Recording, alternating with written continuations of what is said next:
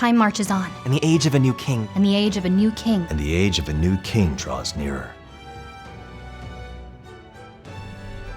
My name is Alejandra Reynoso, and I voice Gallica. My name is Chun, and I voice More. Hi, I'm Caleb Yen, and I voice the protagonist in Metaphor ReFantazio. When I first heard of the world of Metaphor, it was when the audition came into my inbox. It was love at first sight, and I'm so glad that I got to be a part of her journey. It was fascinating to me because I feel like this notion of a utopia and what that means has something that I've always thought about a lot ever since I was a kid. What a utopia would mean in modern times and how that contrasts with the world of Metaphor that's full of strife and tension and conflict. It's just a very interesting question. I think that on a philosophical level, I think about a lot because a lot of times I have trouble coping with reality and the way it is, and the idea of a utopia seems really nice. Metaphor, in its own really elegant way, it's a wonderful take on the question and how it could possibly be answered. So I got the audition and I had no idea what it was for, and I was like, I'm gonna do this now. And I was like, that was cool, then I forgot about it, then I figured out what it was, and then I screamed continuously for like 30 seconds, probably. A scream of joy. There was no anxiety in that one. Save that for the game. Fight your anxieties. I would say that she is all heart. She also is a good dose of sass, which is a lot of fun to play, but I do love the dynamic that she has with our protagonist and that she is there and she has his back no matter what. So she is an idealist. She feels openly and very big emotions about everything, and she's willing to do the hard stuff and stick with it. More is kind of the through line for the protagonist in this game, where he's someone that the player keeps coming back to as they go through this journey, and he himself is a little bit of an enigma. He's this random guy who's in a library where he's imprisoned, and he obviously has nothing to do but think and read all day. He's kind of a philosopher. More is very interested in people and how it is that they interact with each other, how it is that they themselves have their own views on reality and fantasy and what their motivations are, their insecurities, and all that kind of stuff. And I think he finds it all very fascinating. I would say the protagonist is someone who's kind of new to the entire situation in which he finds himself, new to fighting for both his beliefs and the good of the kingdom as a whole. Watching him grow along that journey as he finds out both what it means in like a big world sense, you know, as in like what am I doing, but also what it means personally for him and what his own personal investment in that cause is. Also, he's like, oh man, I'm like quiet, but then it's like, oh yeah, but I'm also like gonna kill stuff. What I love most about Gallica is that her heart is always bigger than the problems in the world around them, that she is always willing to fight for the protagonist, no matter what. His clothes, I like his fit. I kind of want to be more fashionable in my own life. I just like his general vibe. It's very elegant, it's very heady and sort of intellectual vibe. He just seems like a very calm observer type of presence in the game, and that's something that I feel like all of us could use a little bit, especially me in my own life. Being able to step back and look at things from just an academic standpoint. I like what that represents. I would say I like everything because I got to play him, but also just because he's such a good bean, you know, like a cinnamon roll, figuring out where he belongs in this. He starts off naive, if you will, but as the game continues and he finds out more things and he has loss and he has development and he has a whole game's worth of stuff happen to him, he grows and changes. I really think it's fun to be able to play that growth arc, those differences, because he has things to say, he has a personality, and he grows and changes as the game goes on.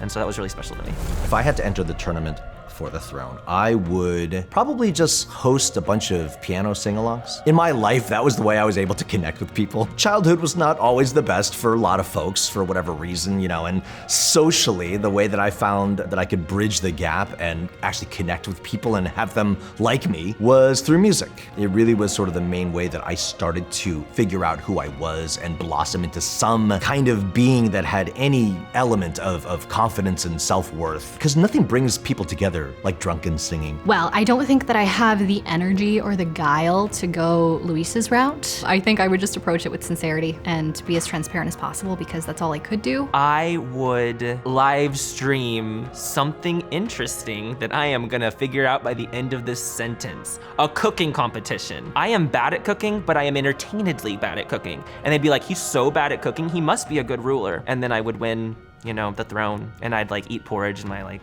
throne because that's a place to eat porridge.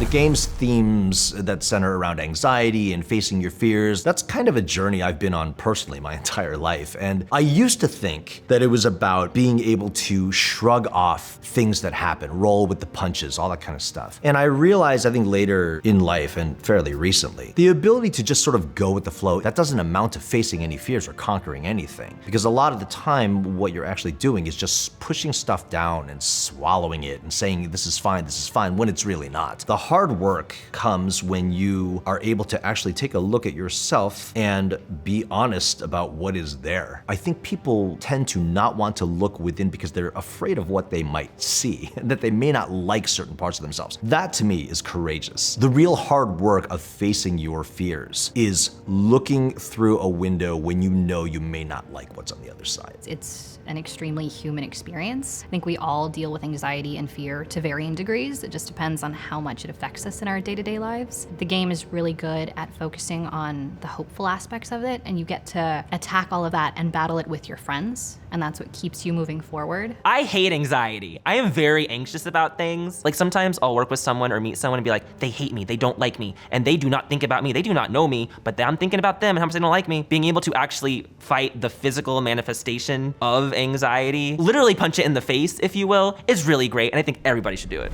What do I think draws people into the game? Oh, I think it's multifold. One, it's beautiful to look at. It also sounds beautiful. The score, I think we have an amazing collection of characters. I am very biased, obviously, as one of the actors, but I think getting to hear the performances of the other actors was just such a wonderful experience. And obviously, the story doesn't shy away from big, heavy, dark themes. It's also actually very simple, as dark as it is, because it's extremely human. But no matter what, it stays hopeful. And I think that's the biggest thing that keeps people coming back. But I think it encourages us to keep fighting for hope and for a world that could be better. And I think getting to do it with your friends who oftentimes share a single brain cell definitely keeps you coming back for more. I think this game draws people in for like a bamillion different reasons. You have found family, outcast to not outcast, fighting your anxieties, rising up against the mean people, the establishment, if you will. All of those components combine to just make a really unique game that has a very realistic and sometimes scary message, but also in the end an uplifting and powerful message that you and your friends can go and defeat anxiety and figure out the world. And I think that's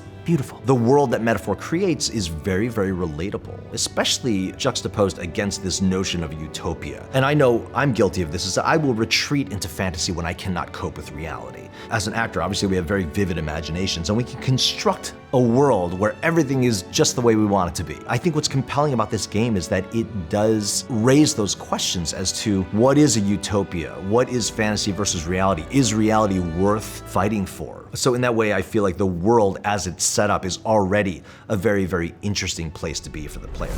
The number one thing I miss about recording Metaphor is just being in that world. Go on those adventures with my friends, getting to make all those different connections with people all around the world, which is kind of something that after I've done Metaphor, I'm like, I want to go and meet more people in real life, you know, and have more friends. And so I've been trying to do that, but it's just not the same because they're like real people, and real people are like cool, but they're not like fictional people. The thing I'll miss about voicing more, I think, is mostly just the writing that I was able to work with. The things that he wonders about, I wonder about. The puzzle that he's trying to figure out. A lot of times in my own life, I'm trying to figure it out too. So it's not only is it, you know, easy on my voice, because Moore is very calm for the most part, but it's interesting dialogue to chew on, not just from an acting standpoint, but just from a human standpoint. I'll miss everything about her. She's so much fun. She has so much heart in her, but it's also so fun to get to play her opposite characters like Stroll and Hulkenberg and the Protagonist and Heismay. I think her getting to respond to and be in concert with all of these amazing characters that are so easy to love and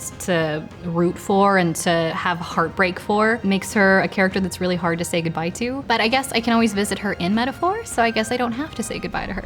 I would call our group dynamic fun-loving. Yeah, and I would call our group dynamic chaotic. And I would call our group dynamic lovingly chaotic. Wow, we used multiple words. Yeah, that sounds like a D&D Complimentary alignment. words, some might say. I thought the chemistry was so natural. Both characters really are adorable to me, honestly. I couldn't actually connect them with these two because I've not interacted with you enough in real life to hear you in the character, so I was totally immersed. He has like that French beret thing that probably has like secret baguettes under it, so it's even more mysterious. But the acting's really good too, because it's always like, what is his thing going on here? What is he thinking? What does he have under his hat, you know? You're very good.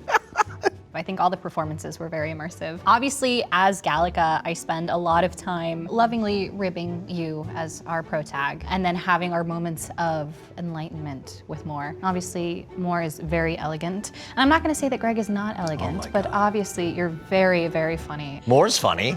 And engaging in real life, and it's a different kind of engaging, so that's a lot of fun. Caleb, I get to rib you just as much in person, so it's nice to kind of have that vibe IRL. I love ribs, I'm a barbecue fan, so There you go. it works. Okay, if we were stuck in the Gauntlet Runner together, the first thing I would do is use the bathroom, because you get stat stuff and doesn't use a ton of time. I would make videos with these two. We could do like a whole channel, Gauntlet Runner life. I probably would nap a lot, but I also would be excited to film videos with you guys. I want to eat a lot. I deal with boredom by eating. I will wake up to eat with Greg and or more. Mukbangs with like Hulkenberg. Okay. That would be amazing. And then Although we could I can't do picture like, Moore eating a sandwich. I think that's the premise of the video. It's like, okay, like today we're gonna get more to eat something, you know? hope And we then never maybe get like full. we'll try on berets with you. He always wants Oh my God. more. Let's. Can we do each other? This is you. Here's you. Ready? Okay. No holding back. We're bonded down to the depths of our hearts, right?